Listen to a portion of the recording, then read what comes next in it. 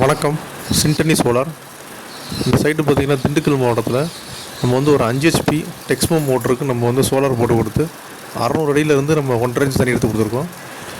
இந்த மாதிரியான company motor, இந்த மாதிரியான மோட்டர் போட்டிங்க அப்படின்னா உங்களுக்கு வந்து உழைப்பும் நல்லாயிருக்கும், நல்ல அதிக பெர்ஃபார்மன்ஸும் இருக்கும், சர்வீஸ் கம்ப்ளைண்ட் வராது, நம்பி போடலாம்.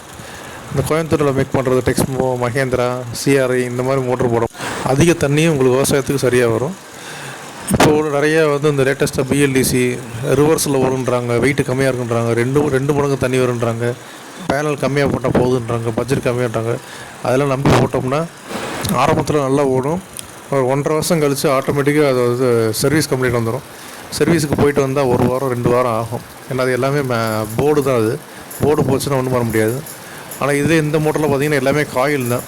இதை எந்த லோக்கல் வைண்டர்கிட்ட கூட நம்ம சர்வீஸ் கொடுத்த விட ஒரே நாளில் திருப்பி கொடுத்துருவாங்க. அடுத்து விவசாயம் பண்ணுறதுக்கு ஈஸியாக இருக்கும்.